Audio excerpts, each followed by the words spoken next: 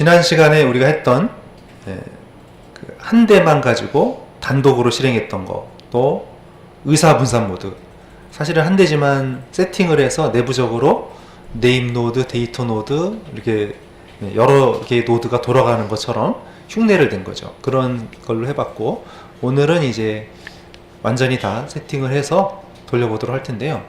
우선 가상 머신을 원래는 그 리눅스를 또 새로 다 깔아가지고 하드볼 처음부터 다 JDK랑 하드볼 다 세팅해서 하는 게 맞지만, 시간 관계상 복제를 해서 쓰도록 하겠습니다. 복제하고 세팅만 좀 바꿔주는 방향으로 할게요. 자, VM 플레이어에는 복제 기능이 없습니다. 그래서 지금 이제 복제 기능도 없고, 또 제일 중요한 또 네트워크 그 관리 기능이 없어요. 빠져있기 때문에. 그래서 지금 VM웨어 프로 30일 평가판으로 실습을 하고 있습니다. VM웨어 플레이어 같은 경우는 직접 디렉토리를 복사를 해가지고 쓰면 됩니다. 우리가 이제 가상 머신이 보면은, 지금 예를 들어서 이런 가상 머신이 있으면 여기에 어디 설치되어 있는지를 알 수가 있죠. 가상 머신이 보면 워킹 디렉토리에서 여기가 지금 가상 머신이 실행 중인 디렉토리거든요. 제가 가볼게요. 자, 여기가 버추얼 내 문서의 어디냐, 위치가 어디냐면, 기본 위치가 C의 사용자의 사용자 계정의 내 문서의 버추얼 머신 디렉토리에 가보면, 거기 가상 머신별로 이렇게 디렉토리가 정리가 되어 있습니다. 그래서 이 디렉토리 안에 있는 파일들 있잖아요. 이 디렉토리 하나가 가상 머신 한 대예요. 그럼 만약에 이 마스터 우리가 만든 거를 복제를 하고 싶다, 그러면 이 디렉토리를 카피해 가지고 VM웨어에서 불러오면 되는 거죠. 그렇게 이제 하면 되는데, 근데 이 VM웨어 프로에는 더 편리한 기능이 있으니까요. 그 방법을 할게요. 이거는 이제 VM웨어 플레이어 같은 경우는 그렇게 한다는 얘기죠. 직접 디렉토리에 가서 디렉토리 복사한 다음에 불러오기만 하면 되는데, 지금은 우리는 이 방법이 아니고 정식 버전에서 복제하는 방법을 보겠습니다. 자, 우리가 한 대를 어제 마스터를 다 깔아놨는데요. 이제 복제를 할 때는 매니지의 클론이란 메뉴를 선택하면 되고요. 거기에 두 가지 타입이 있는데, 링크만 복사하는 방법이 있고 완전히 다 복사하는 방법이 있어요. 지금은 완전히 다 복사하는 방법으로 해야 되겠죠. 자, 근데 우리가 드라이브 용량을 좀 확인을 해야 됩니다. 지금 C 드라이브가 별로 없어요. 그래서 복제를 하는데 세 대를 복제를 해야 되거든요. 근데 한 대가 40기가잖아요. 계산을 하셔가지고, 물론 이제 처음부터 40기가를 풀로 쓰는 거 아닙니다. 처음에 한 7, 8기가 정도 되는 것 같아요. 처음에 아무것도 안 깔았을 때는. 그러니까 가능할 것 같긴 한데 데이터 올라가고 그러면 또 이게 또 문제가 될 수 있으니까 아예 처음부터 넉넉한 디렉토리에다가 복제를 하는 게 좋겠습니다. 뒤에다가 하도록 할게요. 자, 그래서 일단 복제를 할 때는 지금 실행 중인 가상 머신을 꺼야 됩니다. 그래서 지금 마스터가 지금 실행 중인데요. 끌게요. 여기 위에 보면 이게 셧다운 하게 되면 가상 머신을 전원을 내리는 거죠. 셧다운 할게요. 전원을 내리고 있습니다. 자, 그럼 전원이 내려왔으면, 자, 마스터에서 마우스 우클릭을 하고 매니지가 있고요. 클론, 클론에서 다음, 이거 하나밖에 선택할 수 없어요. 다음 가고, 두 가지 방법이 있습니다. 링크만 복사하는 방법이 있고, 링크만 복사해서는 실제 복제가 안 되는 거죠. 실제 완전히 복제를 하려면 두 번째를 해야 됩니다. Create a full clone 해가지고 완전히 복제하는 옵션으로 갑니다. 다음, 자, 여기다 이름을 쓰는데 우리가 이름을 슬레이브 1, 2, 3라고 할게요. 마스터 슬레이브, 이렇게 슬레이브 1, 1인데 이 어디다가 복제를 할 건지를 잘 지정을 하셔야 됩니다. 자, 근데 지금 C 드라이브가 넉넉하지 않으면 D 드라이브로 처음부터 하는 게 좋겠습니다. 물론 처음에 만들어 놓고 부족하면은 그때 옮기는 방법도 있어요. 일단 한번 그냥 해볼까요? 마침 그러면 약간 가상 머신 전체를 그대로 복제를 떠서 하기 때문에 시간이 좀 많이 걸립니다. 자, 복제가 한 대 됐죠? 예, 클로즈. 그러면 예, 슬레이브 1이 생겼어요. 그럼 다시 또 그러니까 마스터를 복제해서 슬레이브 2, 3까지 만들겠습니다. 예, 또 클론하고 예, 이번엔 슬레이브 2. 예, 두 번째 가상머신 복제됐고 또 마지막 세 번째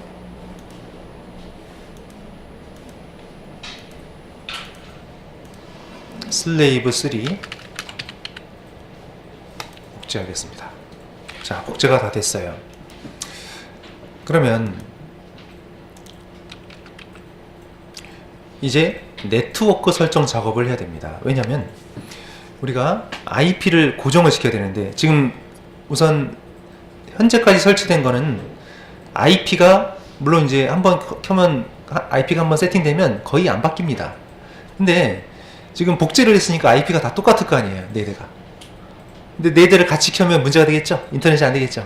그래서 IP를 수동으로 잡아줘야 되는데 우리 실습의 편의성을 위해서 IP를 통일해서 실습을 진행할게요. 그래서 이 네트워크 설정 작업을 할 텐데 지금 이 기능은 VM웨어 워크스테이션 프로에만 있어요. 그래서 우리가 지금 플레이어를 쓰지 않고 VM웨어 워크스테이션 프로를 쓰고 있는 겁니다. 이 프로에서 일단 현재 구동 중인 건 없죠. 구동 중인 가상머신은 없죠. 에디트에 버추얼 네트워크 에디터를 실행하세요. 여기서 에디트에 버추얼 네트워크 에디터 실행하면 이게 켜지게 됩니다. 그럼 VMnet 1과 VMnet 8이 있는데 우리가 지금 고쳐야 될 부분은 8입니다. VMnet 8. 자, 밑에 보면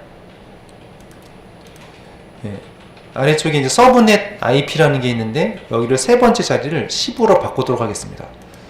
자, 아래쪽에 보면 먼저 이게 관리자 권한이 필요한 프로그램이에요. 그래서 맨 아래쪽에 보면 Change Settings가 있어요. 여기를 눌러야 됩니다.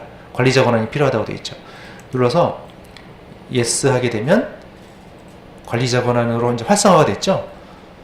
그러면 다시 한번 VMnet 8을 선택한 다음에 맨 아래쪽에 보면 서브넷 IP가 있는데 서브넷 IP가 192.168 저는 100구로 되어 있고 컴퓨터마다 틀릴 거예요.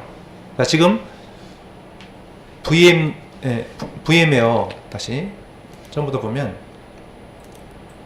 에딧의 버추얼 네트워크 에디터를 실행했고요. 처음에는 이게 관리자 권한이 없어서 여기가 비활성화되어 있어요. Change Settings 눌러서 관리자 권한을 얻고요. VMnet 8에서 아래쪽에 이 서브넷이 컴퓨터마다 다르게 되어 있습니다. 그러니까 192.168 세 번째 자리가 다 틀릴 거예요. 자, 여기를 통일할게요. 실습의 편의성을 위해서요. 여기는 숫자가 중요한 건 아닙니다. 그럼 109, 192.168 109에 그 뒤에가 1부터 255까지 IP가 할당이 될 수 있거든요. 254까지. 근데 여기를 10으로 할게요. 10. 그러면 이 네트워크 밑에 있는 컴퓨터들은 192.168 10.1, 10.2 이런 식으로 IP가 할당이 되겠죠. 여기를 10으로 했습니다. 그러면 세팅을 하고 있어요. 자, 일단 세팅됐고 다시 한 번 더 실행을 합니다. 그럼 NAT 안에 들어가서 게이트웨이라는 게 있는데 자, 다시 한번 이 버추얼 네트워크 에디터를 실행하고요. 한 번 더 하는 거죠. 다시 관리자 권한을 얻기 위해서 Change Settings. 그럼 VMnet 8에서 우리가 10으로 바꿨잖아요. 바꿨고 여기 보면 중간에 NAT 세팅이라는 게 있습니다. NAT 세팅. 자, 여기를 눌러보세요. 자, 눌러보면 게이트웨이 IP라는 게 보이죠? 자, 게이트웨이가 뭡니까? 게이트웨이는 내 컴퓨터에서 외부로 인터넷 접속을 하기 위한 통로죠. 자, 우리 컴퓨터에도 보면 이 네트워크 아이콘 있잖아요. 자, 눌러보면 여기서 볼게요. CMD에서 보여드릴게요. 저는 지금 시스템 윈도우즈로 가야 돼요. 윈도우즈로 가서 시스템 32로 가서 IP 컨피그를 보면 자, 여기 보면은 IP 주소가 있고요. 서브넷 마스크라는 게 있고, 서브넷 마스크라는 건 컴퓨터가 내 네트워크에 있는지 외부 컴퓨터인지를 식별하기 위한 용도죠. 자, 게이트웨이가 있잖아요. 게이트웨이가 여기 192.168.0.1 돼 있는데, 보통은 이 게이트웨이가 우리 강의실에서는 허브예요. 허브 IP가 192.168.0.1이에요. 저게 분배를 해서 외부로 나가는 문이 되는 겁니다. 건물에 보면 출입문이 있듯이 나갈 때 그쪽으로 나가잖아요. 그러듯이 지금 여기 뭐로 되어 있습니까? 게이트웨이 IP가 2번으로 잡혀 있을 거예요, 아마. 자, 이거를 좀, 왜냐면 지금 우리가 IP를 1, 2, 3, 4 이렇게 하려고 하거든요. 19168.10.1, 19168.10.2, 19168.10.3 번호를 좀 이렇게 쉽게 하기 위해서, 실습을 쉽게 하기 위해서. 그래서 얘를 254로 바꿀게요. 끝자리를. 19168.10.254로. 끝에 2로 되어 있는 거를 254로 바꾸시고 확인. 네, 다시 한번 들어가 보세요. 254로 잘 바뀌어 있는지. 네, 바뀌어 있죠? 됐습니다. 그러면 오케이. 네, 그럼 적용을 하고 있어요. 자, 그러면 이제 4대를 다 켜겠습니다. 이제 4대를 다 켜기 때문에 컴퓨터가 좀 많이 느려질 거예요. 4대를 다 켜고 IP를 제가 지금 적어드린 형식으로 다 바꾸겠습니다. 물론 여기는 지금 서브넷 마스크는 고정이 돼 있을 거고 게이트웨이도 우리가 바꾼 대로 됐는데, 자, 마스터는 192.168.10.1로 바꿀 거고 슬레이브 1, 2, 3는 2번, 3번, 4번으로 바꿀게요. 그리고 네임 서버에는 이거가 기본으로 세팅되어 있는데 하나 더 추가해서 한국통신의 네임 서버도 추가하겠습니다. 예, 우선 4대를 다 켜시죠. 자, 마스터부터 파워를 넣겠습니다. 슬레이브 1도 켜고 슬레이브 2, 슬레이브 3를 다 켰어요.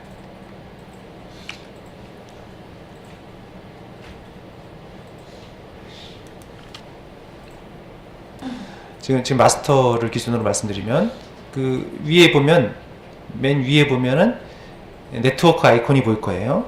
누르시고요. 유선 연결됨 돼 있죠? 단추를 누르신 다음에 유선 네트워크 설정에 들어갑니다. 네, 설정에 들어가면 네, 지금 유선 연결됨 돼 있죠? 그 오른쪽에 톱니바퀴 아이콘이 있는데 아이콘 누르시면은 네, 변경할 수 있게 지금 여기 나와 있죠? 근데 IPv4를 눌러 볼게요. 예, 그러면 거기에 IPv4가 자동으로 IP가 돼 있죠. 수동으로 바꿔서 IP를 바꾸겠습니다. 수동으로 바꾸고, 자, 주소에다가 아까 제가 적어드린 것처럼 192.168.10.1. 자, 이걸 잘 보세요. 자, 마스터는 192.168.10.1이고 네트 마스크는 게이트웨이 네임 서버는 서브넷 마스크랑 게이트웨이 네임 서버는 같고요. 자, IP가 다 4대가 다르게 배정이 되는 거죠. 자, 그래서 IP 주소 들어갔고 네트 마스크는 255, 255, 255, 0. 게이트웨이가 192.168.10.254. 자, 네임 서버가 네임 서버가 끝에 254하고 이 2개 들어가기로 했죠. 여기랑 이거 들어가기로 했어요. 192.168.10.254 그리고 2개를 집어넣을 때는 쉼표로 하면 됩니다. 쉼표하고 192.168.126.63.1 이렇게 하고 적용을 할게요. 네, 적용. 그리고 껐다가 켜셔야 됩니다. 껐다 켜야 적용돼요. 껐다가 켜는 거죠. 자, 그러면 IP가 잘 세팅됐는지 보기 위해서 터미널을 켜시고요. 터미널에서 ifconfig를 쳐볼게요. 네, 그러면 우리가 방금 바꾼 걸로 잘 돼 있는지, 자, IP가 10.1로 잘 세팅되어 있는 거 보이죠? 그러면 파이어폭스 웹브라우저를 띄워서 인터넷 접속이 잘 되는지 확인을 하세요.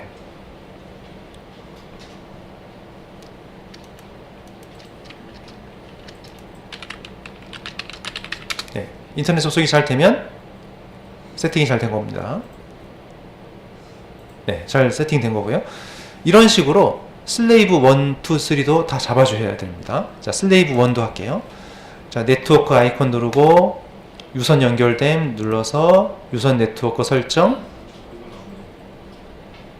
예, 아이콘 눌러서 자, IPv4에 수동으로 바꾸고 192.168.10.2 슬레이브 1이에요. 2 네트마스크 255.255.255.0 게이트웨이 192.168.10.254 네임 서버 192.168.10.254 쉼표 168.126.631 적용 하고 껐다가 켜고요. 다시 마찬가지로 CMD 가서 IF 컴피그로 IP 확인해보고 파이어폭스 실행해서 인터넷 접속 확인하시고요. CMD IF 컴피그 IP가 잘 바뀌었네요. 인터넷 접속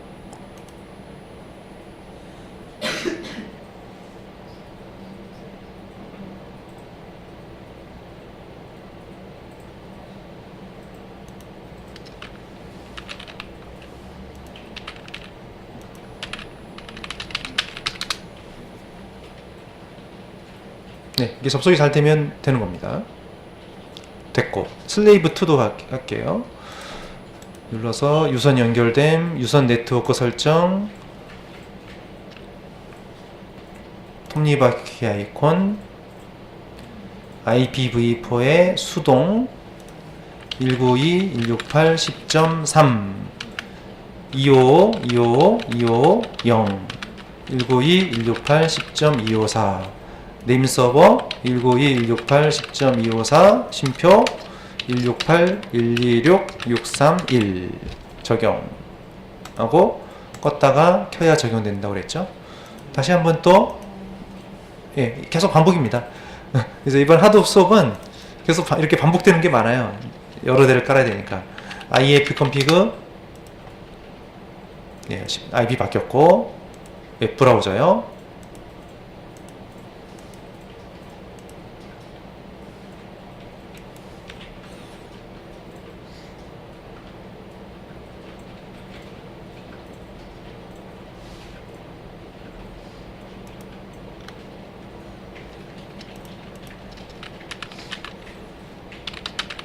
네.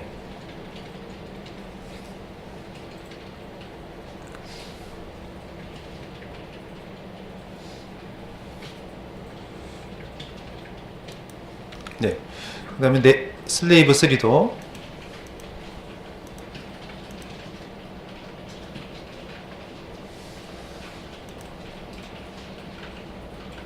IPv4에서 수동 192.168.10.4죠.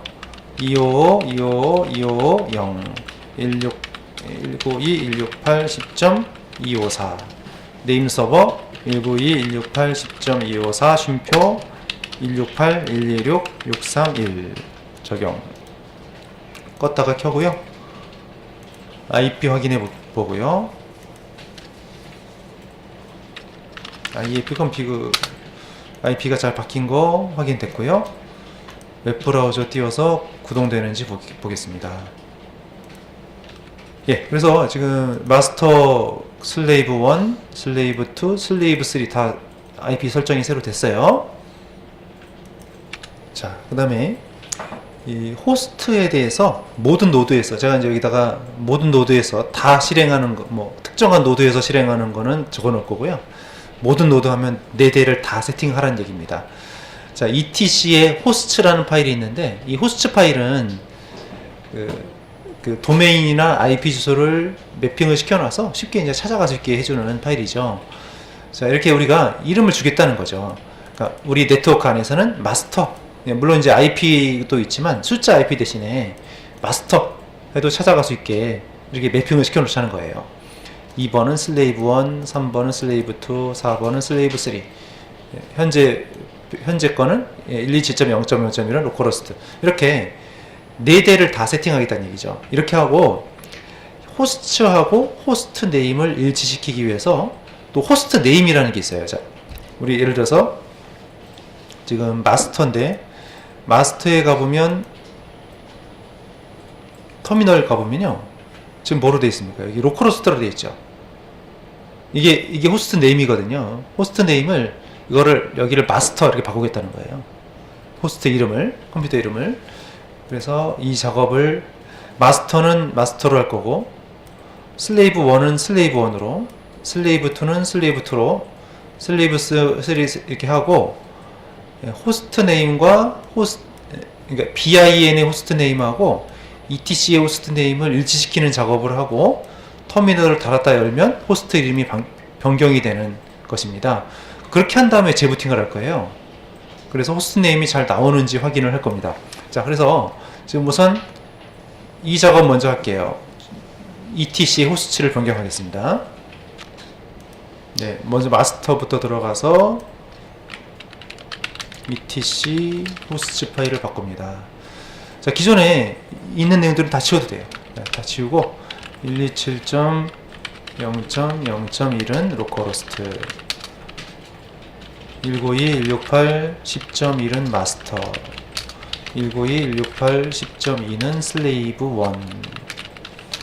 1, 192.168.10.3은 슬레이브 2, 192.168.10.4는 슬레이브 3. 자, 이렇게 저장해 놓으시고요. 닫고, 슬레이브 1에서도 작업이요.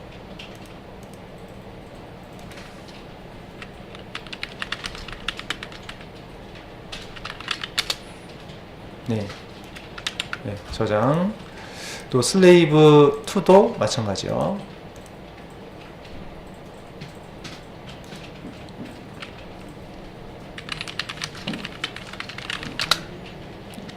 etc gedit.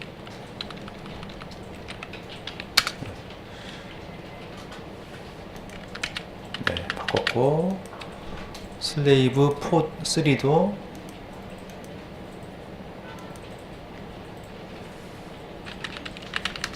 DC 호스트 파일을 바꾸고요. 네, 이렇게 4대 다 바꿨죠. 그 다음 단계, ETC에 이제 호스트 네임이 있어요. 호스트 네임을 마스터는 마스터로, 슬레이브 1은 슬레이브 1, 자기 컴퓨터 이름으로 주자는 얘기죠. 마스터부터 할게요. ETC 호스트 네임에, 자, 여기에 로컬호스트로 적혀 있단 말입니다. 이걸 지우고 마스터 저장하고 닫고요. 네, 이걸 다 해주세요. ETC 호스트 네임 기존 거 지우고 슬레이브 1, 슬레이브 2도 마찬가지. 호스트 네임 슬레이브 2. 네. 슬레이브 3도 gedit etc 호스트 네임 슬레이브 3 저장. 네, 된 다음에 이제 모든 노드에서 지금 호스트 네임하고 호스트 네임 바꿨는데 이게 연결이 돼야 돼요. BIN의 호스트 네임하고 지금 ETC의 호스트 네임 바꿨는데 이게 시스템에 반영이 안 됐어요. 그래서 이 명령어를 4대 다 실행을 할 겁니다. 네, 마스터부터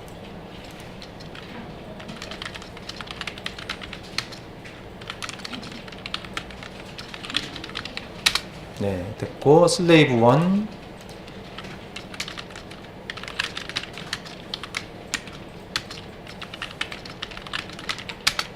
슬레이브 2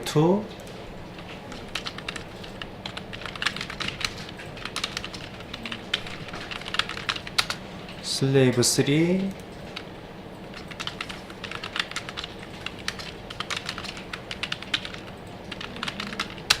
네. 자, 그럼 여기까지 했으면 호스트 네임을 닫았는데 터미널을 한번 닫았다가, 자, 지금 호스트 이름을 바꿨는데 안 바뀌었죠? 계속 로컬호스트로 나오죠?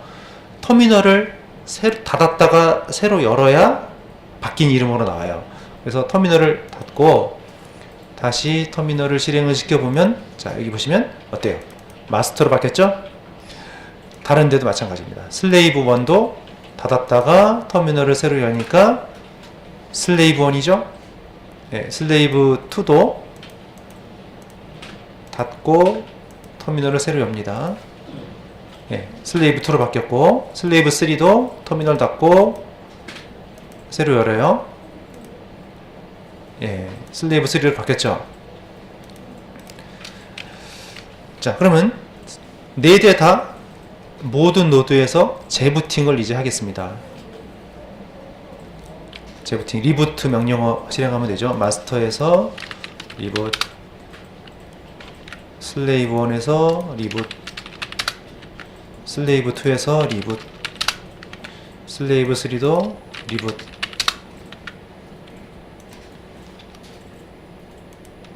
예, 4대 다 재부팅을 했고요. 그러면 다시 터미널을 이제 켜보니까, 예, 이렇게 마스터, 로컬호스트라고 있었는데 마스터로 바뀐 걸 볼 수가 있어요. 자, 그러면 우리가 IP 세팅하고 호스트 이름까지 다 바꿨는데요. 서로 이제 지금 하둡에서는 여러 지금 4대를 우리가 사용하고 있는데 4대의 노드 간에 서로 통신이 잘 돼야 되겠죠. 그래야 데이터를 주고받으면서 분석을 할 수 있으니까요. 그래서 각각 마스터에서 슬레이브 1, 2, 3랑 연결되는지, 또 슬레이브 1에서 마스터랑 나머지랑 연결되는지 이렇게 확인할 때 네트워크가 연결되어 있는지 확인하는 명령어가 핑입니다. 핑하고 IP 주소를 적거나 도메인이나 호스트 네임을 적는데 우리가 호스트 네임을 지정했잖아요. 핑하고 슬레이브 1 하면 연결이 되어 있는지를 알 수 있습니다. 자, 이거를 4대에서 다 할 텐데요. 자, 먼저 마스터에서 핑하고 슬레이브 1하고 연결되는지 보니까, 자, 지금 이게 계속 바이트가 응답이 오고 있죠. 연결됐다는 얘기입니다.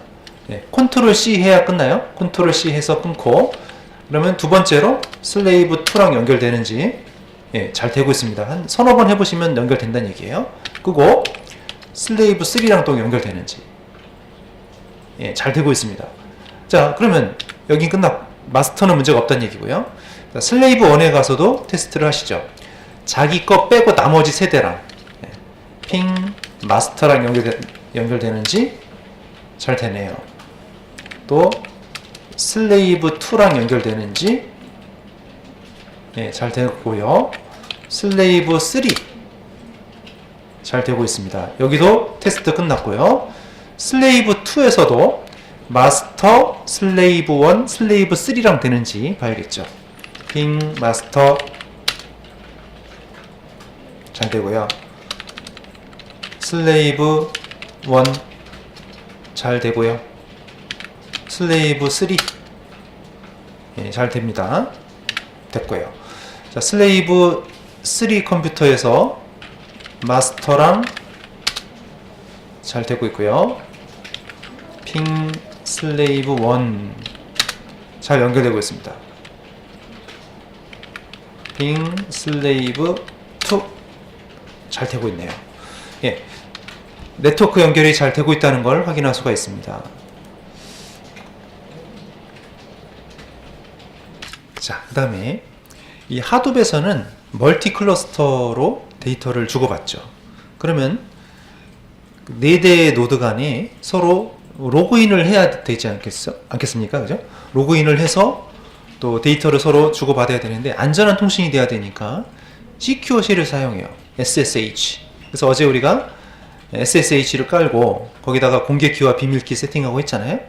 자, 그리고 키를 서로 주고받아야 돼요. 그래야 키를 주고받지 않으면 계속 물어봐요. 로그인을 매번 해야 돼요. 그래서 지금 마스터랑 슬레이브 1, 2, 3랑 또 슬레이브 모든 노드가 다 키를 다 교환을 해줘야만 서로 통신이 로그인 없이 통신이 됩니다. 그래서 이 공개 키를 서로 복사를 해줘야 되는데요. 로컬에서 원격 서버로 파일을 전송하는 방법에 SCP라는 프로그램이 있습니다. 우리가 WinSCP도 써봤죠. 이게 이제 SCP가 리눅스 서버에서 로컬 서버랑 원격 서버랑 파일을 주고받는 방법이에요. 복사하는 방법이에요. 자, 그래서 SCP하고 이 컴퓨터에 있는 이런 파일을 이 컴퓨터에다가 복사하겠다, 이런 식으로 보내는 거거든요, 파일을. 그래서 이거를 먼저 하겠습니다. 자, 마스터에서 실행하는데, 마스터에서 생성한 공개 키를 모든 데이터 노드로 복사를 할 텐데요.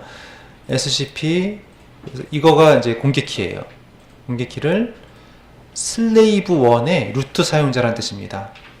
예, 이 사람 그러니까 슬레이브 1의 루트 사용자의 이런 파일 네임으로 복사하겠다.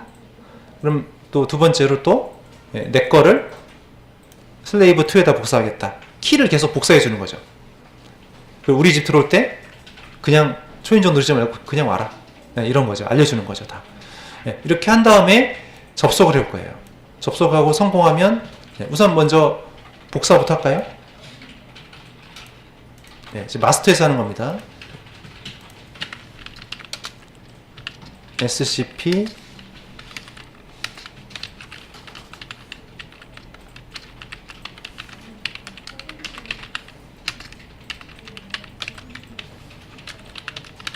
네, 슬레이브 1의 SS 한 줄로 쓰시면 돼요.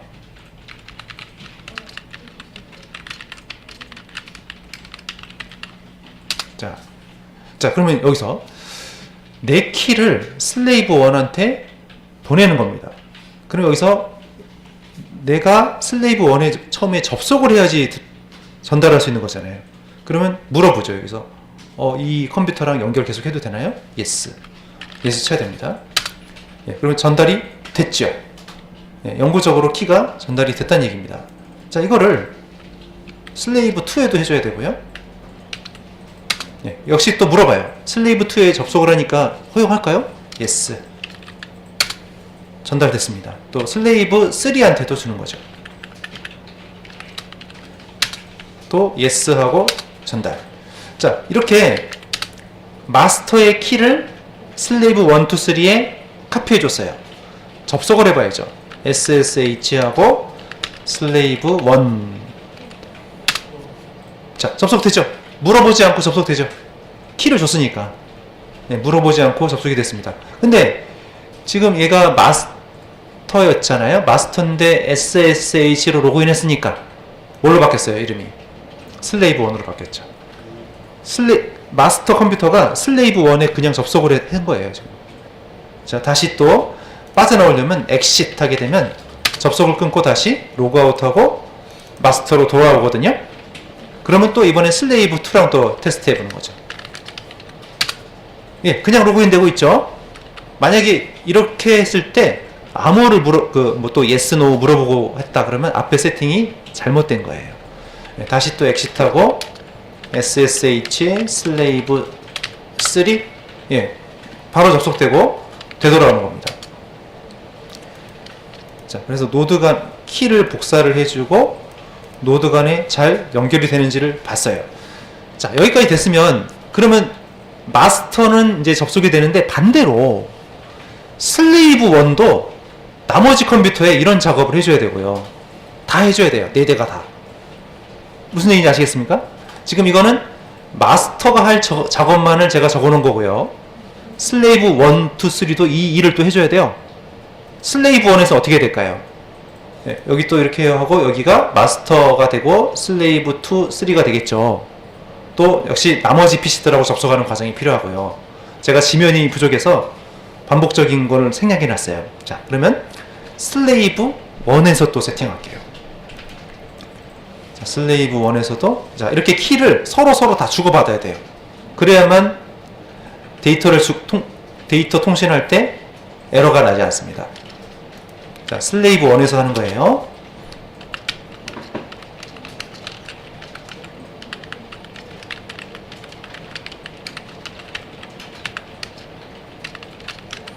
마스터한테 보내죠. 슬레이브는 마스터랑 슬레이브 2, 3한테 보내야 되는 거죠.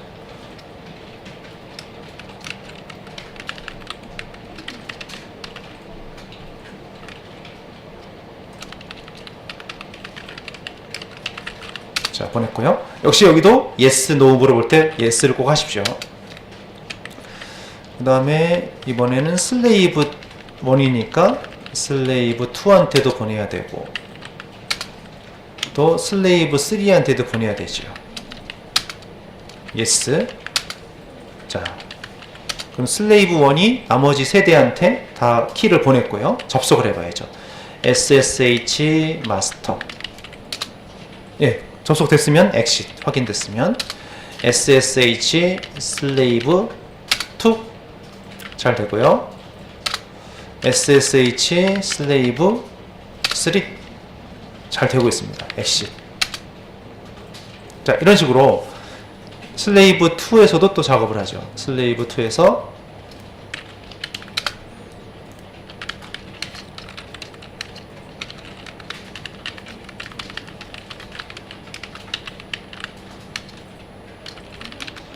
마스터에 먼저 보내고,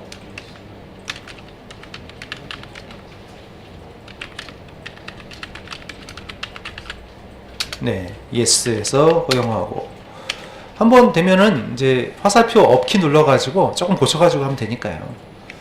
자, 지금 슬레이브 2니까 슬레이브 1한테도 보내고요. 슬레이브 3한테도 보내야 되겠죠. 네. 통신 잘 되는지 SS 마스터랑 접속 되고요. 슬레이브 1이랑 되고요.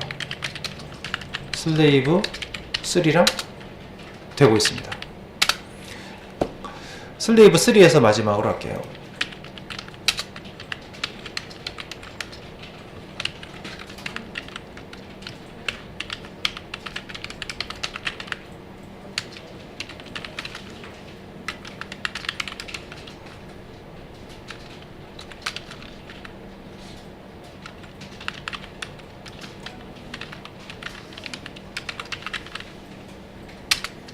yes.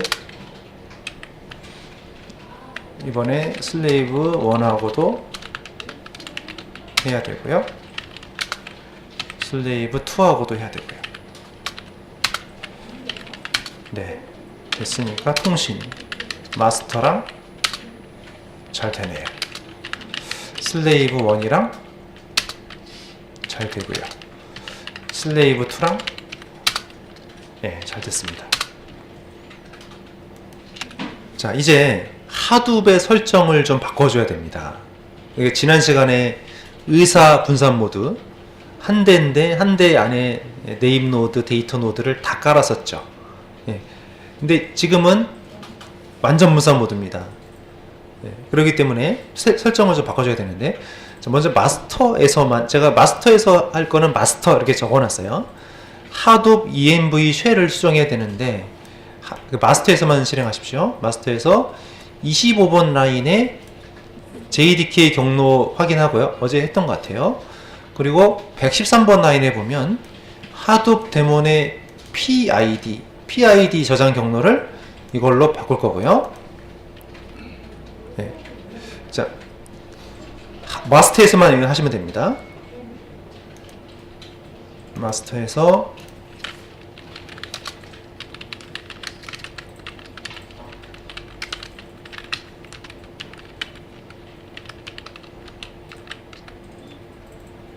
하둡 env.shell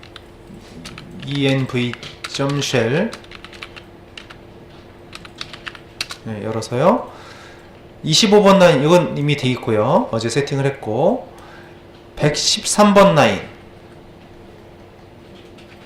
네, 113번 라인에 가보면 하둡 PID 디렉토리가 지금 빠져 있죠. 여기를 채우겠습니다.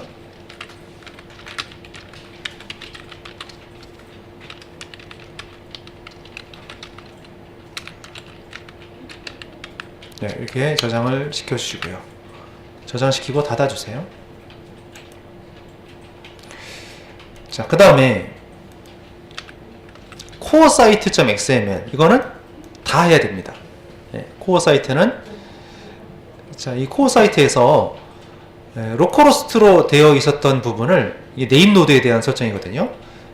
이제 로컬호스트가 네임 노드가 아니라 마스터가 네임 노드입니다. 그래서 로컬호스트라고 되어 있던 것들을 다 마스터로만 바꿔주면 되겠습니다. 4대 다 하셔야 돼요. 자, 먼저 마스터에서 할게요.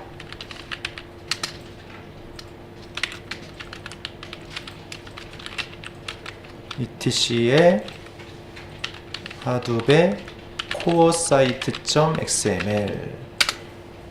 자, 거기 가보면 로컬호스트라고 적혀있죠? 여기를 마스터 저장하고 닫고요.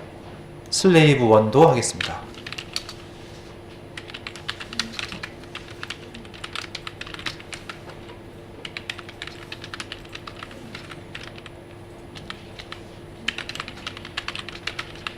네, 여기도 로컬호스트를 마스터로 바꾸는 거죠. 자, 원래 여기다가 이제 IP를 적는 거였는데 우리가 호스트 네임하고 호스트 파일을 바꿔놨잖아요. 그래서 이렇게 짧게 쓸 수가 있게 된 겁니다. 자, 슬레이브 2에서도 작업하시죠.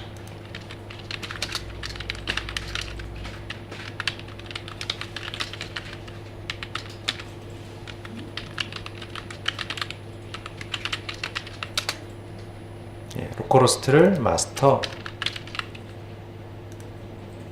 슬레이브 3에서도 작업이요.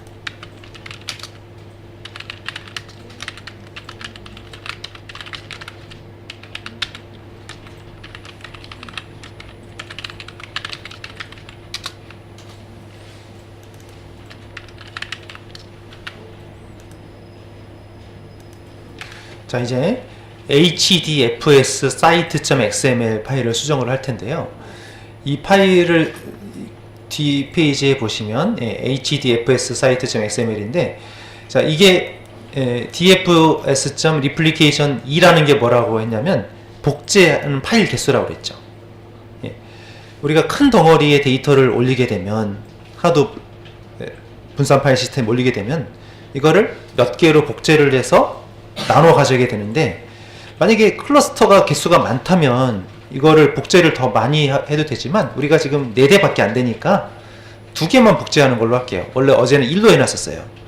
2로 이제 바꾸고요. 그 다음에 여기 보면 네임 노드 디렉토리하고 데이터 노드 디렉토리를 지정하게 되어 있습니다. 그래서 디렉토리를 먼저 만들고 이걸 하셔야 돼요. 그래서 좀 코드가 좀 긴데요. 이게 마스터에서는 원래 마스터는 네임 노드 역할만 처리하는 게 좋습니다. 그리고 데이터 노드는 슬레이브 노드들은 슬레이브 1, 2, 3는 데이터 노드만 설치할 거고, 마스터에는 원래 네임 노드만 설치하면 좋은데요. 근데 우리가 대수가 좀 적은 편이니까 마스터에다가도 데이터 노드를 같이 깔려고요. 그럼 그러니까 마스터는 데이터 노드가 하나 들어가고 네임 노드에다가 데이터 노드 역할까지 겸하게 되는 겁니다. 대수가 적어서요. 그래서 마스터에다가 2대를 다 깔아야 돼서 지금 네임 노드 디렉터리 만들고 또 권한을 주는 거죠. 소유자와 사용 권한을 부여하는 겁니다. 또 데이터 노드 디렉터리도 기존에 있었던 걸 지우기 위해서 지우고 새로 만들고 소유자 바꾸고 또 사용 권한 바꾸고. 네. 그 다음에 이건 마스터에서만 할 거고, 데이터 노드들은요, 슬레이브 1, 2, 3는 데이터 노드 관련된 것만 할 거예요. 네. 이렇게 약간 노드마다 다르다는 거죠. 이걸 먼저 하신 다음에, 그 다음에 마스터에서는 이렇게 네임 노드 디렉토리 설정, 데이터 노드 설정까지 들어갈 거고요. 나머지 3개 노드에서는 달라요. 나머지 3개 노드는 슬레이브 1, 2, 3는 데이터 노드에 대한 태그만 추가할 거예요. 예, 그 마스터랑 데이터 노드가 약간 설정이 다릅니다. 예, 잘 확인하셔가지고 고쳐주세요. 자, 먼저 마스터부터 작업을 할게요.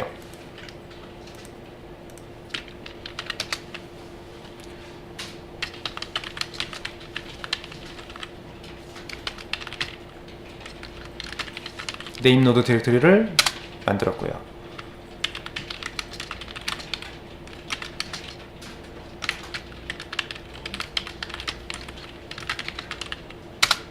chon이라는 건 소유자를 바꾸는 거죠.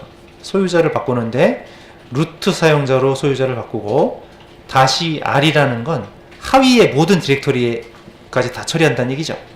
이 디렉토리의 소유자를 바꿨다는 얘기입니다.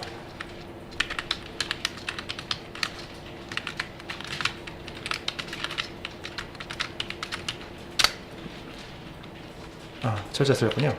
예, ch 모드라는 건 사용 권한을 바꾸는 거죠. 사용 권한을 777이면 모든 사용자에게 모든 권한을 다 주겠다는 거죠. 자, 이렇게 하고 또 데이터 노드도 만들어야 됩니다.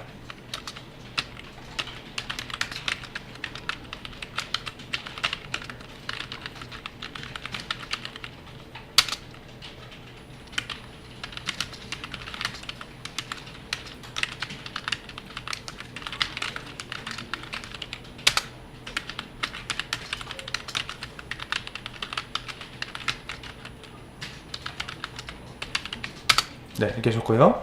그 다음에 일단 이 디렉토리 만드는 작업부터 먼저 전체 노드 하고 그 다음에 설정 파일 고칠게요. 자, 슬레이브 1도 작업을 합니다.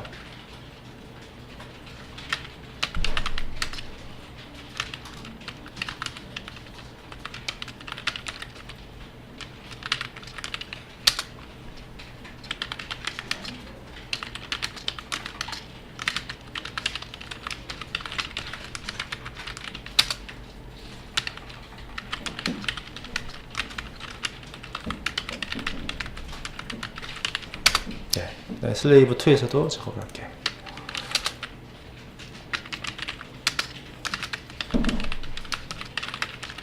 데이터 노드 디렉토리를 만들고요.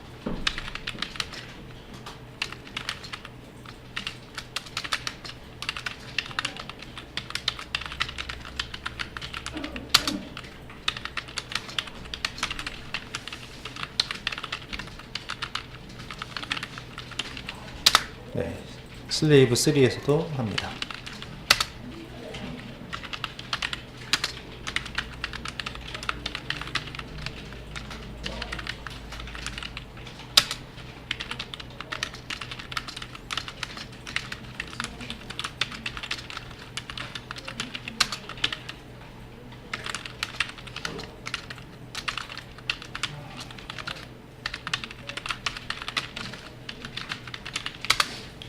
네, 그러면 디렉토리들은 다 만들고 사용 권한을 바꿨고요.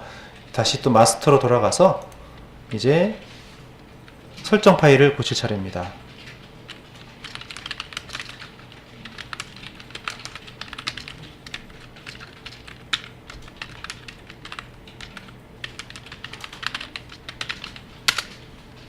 네, 거기다가 이 DFS 리플리케이션이 1로 되어 있던 거를 2로 고칠 거고요. 나머지 내용들을 추가할게요.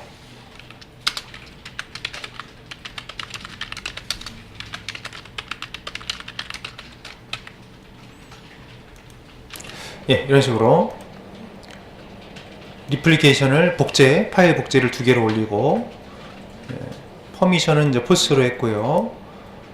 네임 노드 디렉토리를 지정해주고, 데이터 노드 디렉토리를 지정해줬어요. 이 마스터는 네임 노드와 데이터 노드를 같이 갈 거라서 2개를 했고요.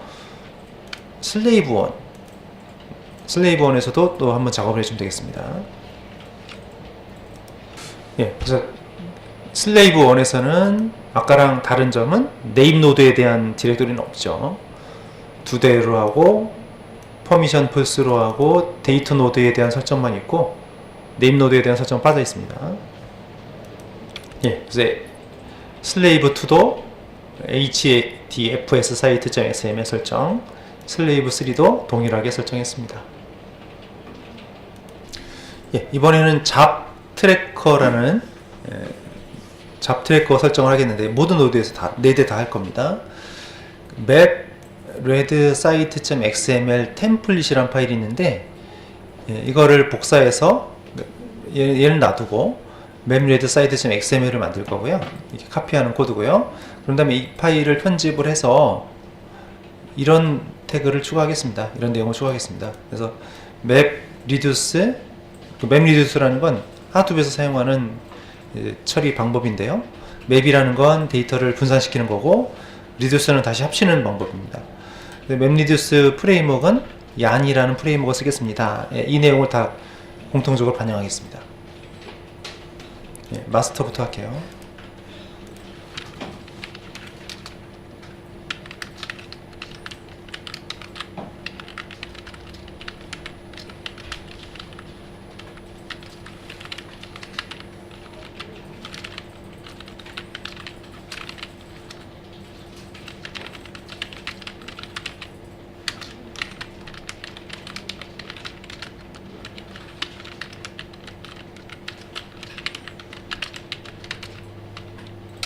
네, 이렇게 카피를 해서 복사를 하고요.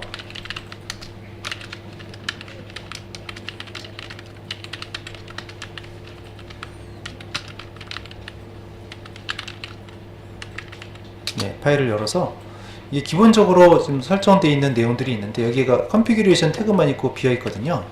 여기 안내를 채우는 겁니다.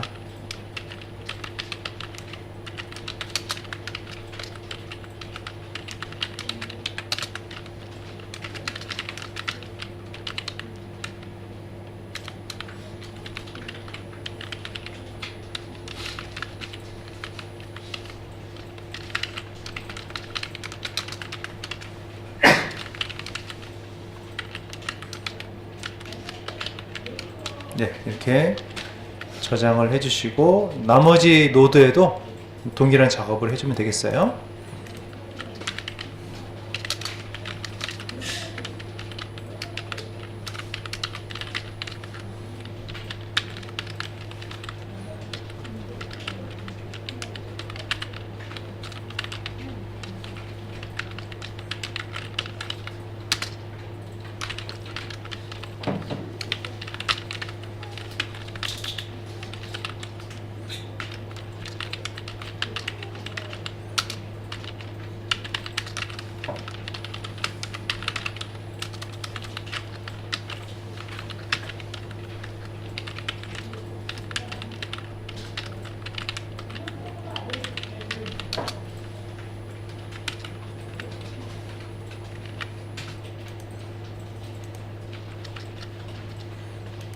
슬레이브 2도 작업하는 거죠.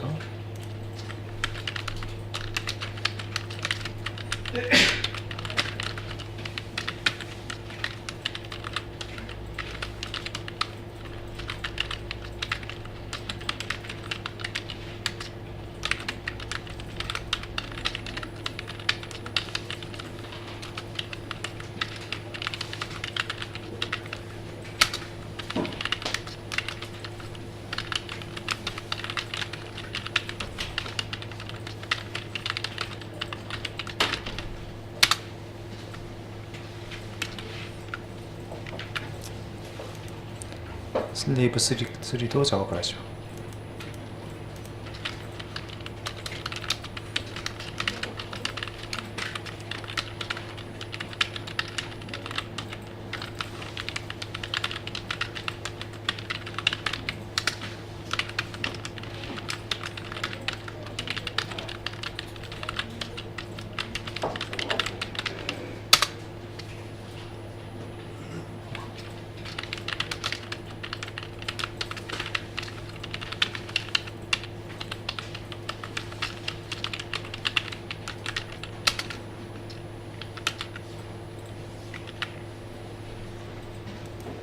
예, 그리고 yan-site.xml 이 파일도 편집을 하겠는데요. 이거는 역시 마찬가지로 4개의 노드 다 모든 노드에 하겠습니다. 열어서 yan 노드 매니저 옥스 서비스 설정을 하고 또 셔플 클래스도 지정을 하겠습니다. 마스터부터요.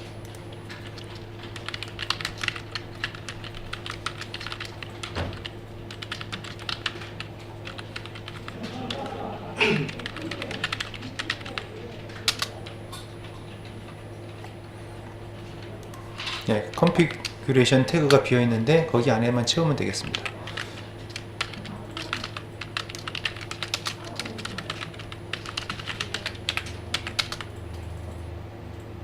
네, 이렇게 작성을 했고요. 슬레이브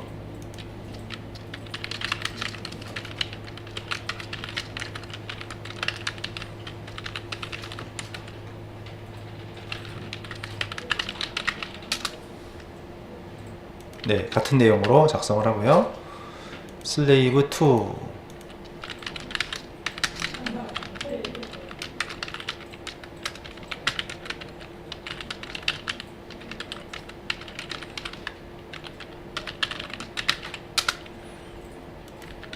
네, 슬레이브 2도 같은 내용이고 슬레이브 3요.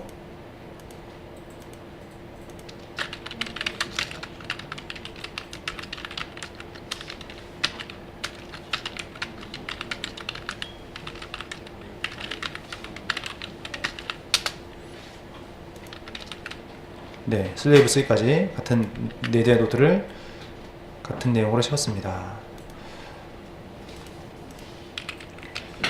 자, 그 다음에 마스터즈라는 파일이 있고 슬레이브즈라는 파일이 있어요. 이거는 원래 지금 빠져 있는데 추가를 할게요. 이거는 이 작업은 마스터에서만 한 대에서만 하면 됩니다. 예, 파일이 없는데 만드는 겁니다. 자, 마스터즈라는 파일을 만들고 거기다가 마스터. 자, 누가 마스터 노드냐? 예, 지금 마스터 한대. 그다음에 누가 슬레이브 노드냐? 해서 지금 마스터에도 데이터 노드를 깔 거거든요. 그래서 4대를 적어 놓겠습니다. 네, 이렇게 하고 방화벽을 네임 노드를 포맷을 해야 됩니다. 네, 네임 노드를 포맷하면 마스터에서만, 이 두 작업은 마스터에서만 할 거예요. 예, 그렇게 한 다음에 방화벽을 내릴 텐데, 이게 컴퓨터와 컴퓨터 간에 계속 데이터를 주고받다 보면 원래 이제 우리가 이제 방화벽 사용하는 포트들을 다 이제 오픈하는 작업들을 해주는 게 더 좋은데, 일단 모든 노드에서 방화벽을 일시 정지시키겠습니다. 예, 그래서 먼저 마스터에 가서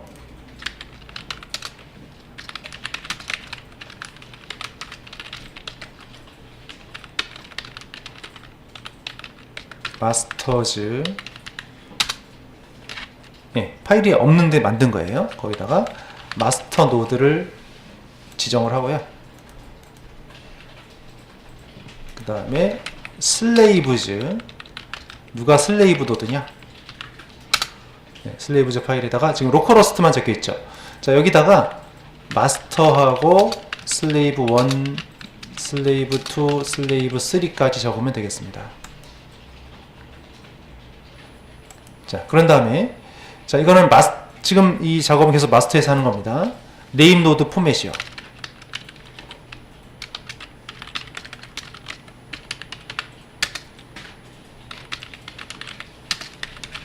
네, 네임 노드를 포맷합니다. 네, 포맷이 진행이 되고 있고요. 네, 포맷이 완료가 됐습니다. 방화벽을 내리는데, 방화벽은 모든 노드에서 다 처리를 해줘야 됩니다.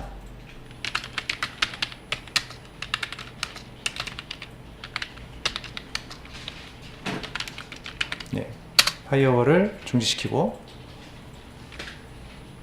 잠깐만, 왜 파이어월, 철자 틀렸군요. 철자가 틀렸어요. 네, 우리가 이제 켜겠는데요. DFS 또 YAN을 시작을 하겠는데, 이거 마스터에서만 하시면 됩니다. 그래서 마스터에서 start-dfs.shell, 그 다음에 start-yan.shell, 이 두 명령어를 실행을 할 거고요. 그렇게 하고 JPS 프로세서 확인해 보면, 이 네임 노드에서는, 이 start-dfs는 네임 노드와 보조 네임 노드와 데이터 노드를 실행하는 거고요. start-yan이라는 거는 리소스 매니저와 노드 매니저를 실행하는 거거든요. 또 슬레이브에서는 노드 매니저가 실행되고요. 예. 자, 그래서 마스터에서만 이 명령어를 실행해 보고, JPS는 모든 노드에서 다 실행해서 어떤 노드들이 올라왔는지를 확인해 보려고 합니다. 마스터로 갈게요. 자, 마스터에서 start-dfs.shell, 네, 지금 실행이 되는데, 여기서 yes 해야 됩니다.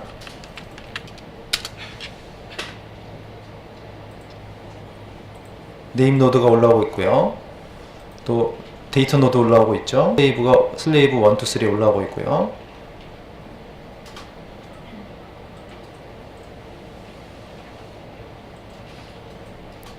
네, 보조 네임 노드 올라오고 있습니다.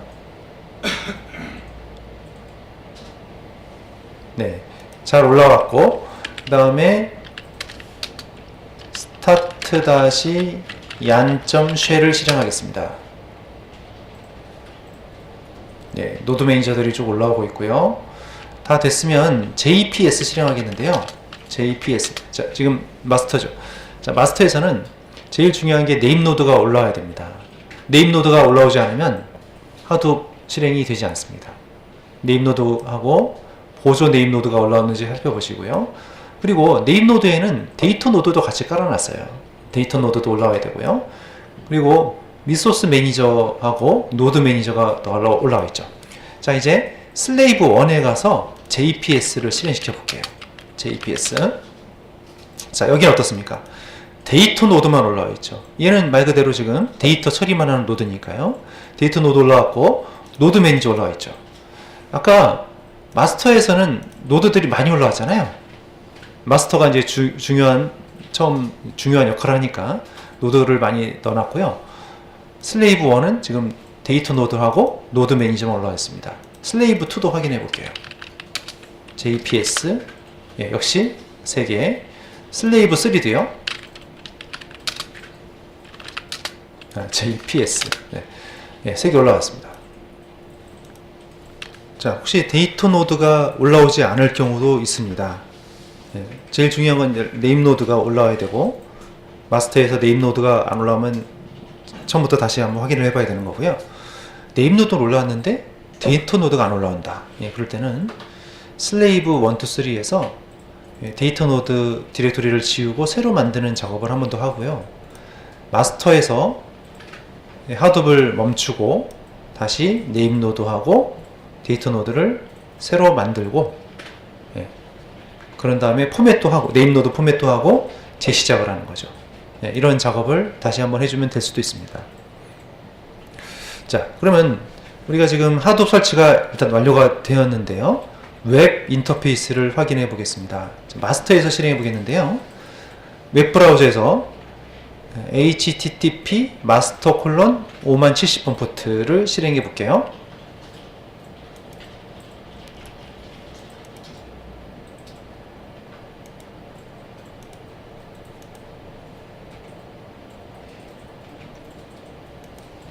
네, 웹 브라우저에 http 마스터. 자, 이제 마스터라고 쓰면은 우리가 호스트 네임 지정되어 있기 때문에 마스터라고 쓰면 되는 거. 원래는 이제 IP로 한다면 192.168.10.1이 되겠죠. 이렇게 할 건데 지금 호스트 네임 지정이 돼 있어서 마스터라고 한 거고요. 마스터 콜론 포트 번호 5070번 포트 치게 되면 이렇게 네임 노드에 대한 정보가 뜨게 되죠. 자, 네임 노드가 하둡이 2.9.2가 깔려 있고요. 네. 그리고 총 135GB 4대 다 합쳐서, 하둡 클러스터 4대 다 합쳐서요. 그리고 그 중에서 지금 지금 데이터가 올라간 게 없기 때문에 거의 0% 쓴 거는 없고요. 노드가 4개. 자, 라이브 노드에 4라고 표시가 돼 있어야 돼요. 그래야 4대의 노드가 다 구동 중이라는 걸 알 수가 있고요. 라이브 노드를 클릭해 보겠습니다. 클릭해 봤더니 마스터 슬레이브 1, 2, 3가 다 올라온 걸 볼 수가 있죠. 그 다음에 마스터의 8088 포트를 또 실행시켜 볼게요. 마스터의 8088.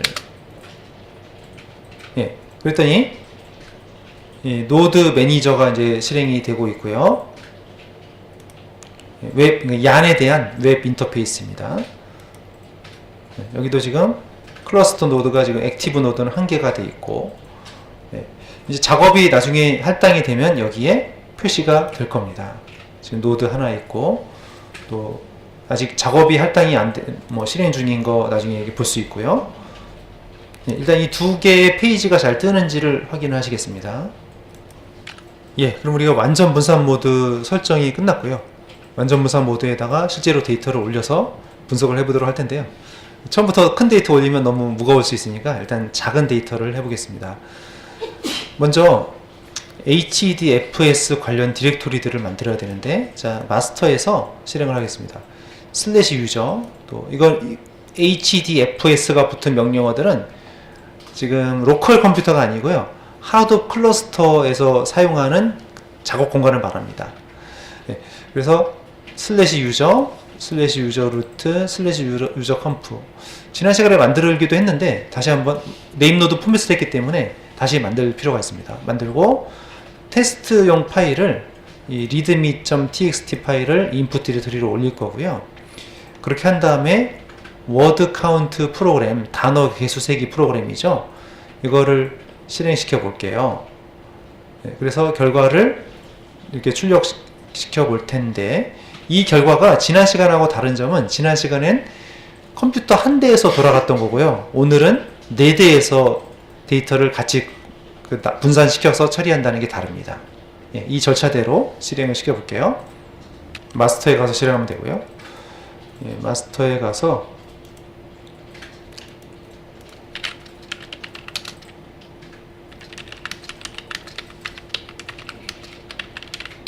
네, 유저란 디렉토리를 만들고요. 자, 약간 시간이 걸리는 거는 이게 하둡 클러스터에 파일을 올리기 때문에 예, 로컬에 올리는 게 아니라서 그렇습니다. 예, 루트 디렉토리 만들고요. 컴프 디렉토리도 만들었습니다.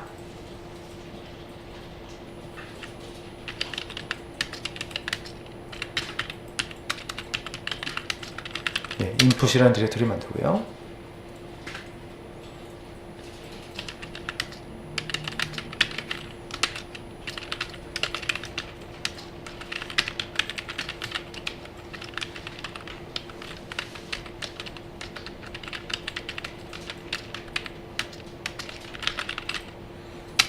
네, copy from local이라는 건 내 컴퓨터, 로컬 컴퓨터에 있는 거를 하둡 클러스터로 업로드 하겠다는 얘기입니다. 하둡 분산 파일 시스템으로. 자, 이런 파일을 슬래시 인풋이라는 디렉토리로 올렸고요. 잘 올라갔는지 볼게요. 네, 슬래시 인풋 디렉토리에 가보니까 방금 올린 파일이 등록이 되어 있습니다. 예, 그럼 이제 워드 카운트 프로그램을 돌릴 텐데요.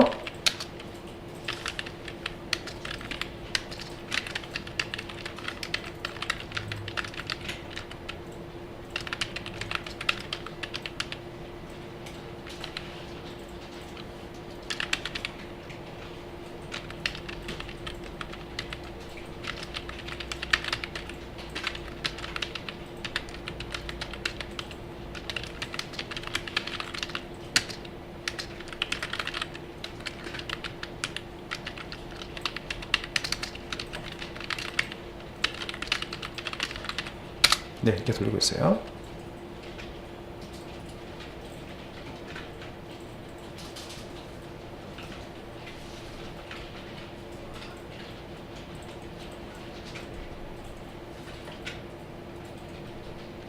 이게 아무래도 컴퓨터가 4대다 보니까 약간 실행 시간이 걸리긴 합니다. 예, 지금 보시면 매핑 작업, 리듀스 작업을 하고 있고요.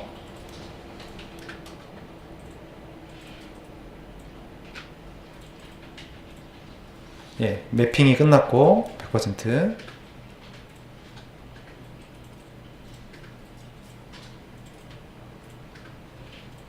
예, 리듀스 끝나고 이제 작업이 완전히 끝났습니다. 그 방금 전에 명령어를 보면은 하둡에서 자르 파일 실행하는데 이게 자르 파일, 샘플 자르 파일이고요. 그 중에서 워드 카운트라는 클래스를 실행하는데 이게 입력 데이터 디렉토리 경로고요. 파일 경로고요. 출력 결과가 저장이 되는 디렉토리를 지정한 거예요. 그래서 작업이 다 끝났고요. 확인을 해보겠습니다.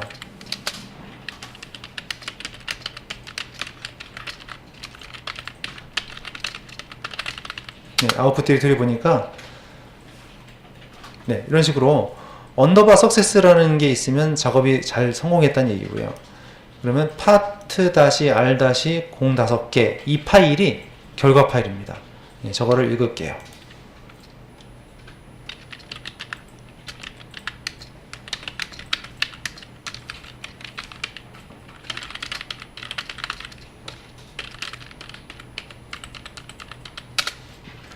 네, 그럼 그 readme.txt 파일에 각각의 단어 개수를 세서 화면에 출력시키고 있는 거죠.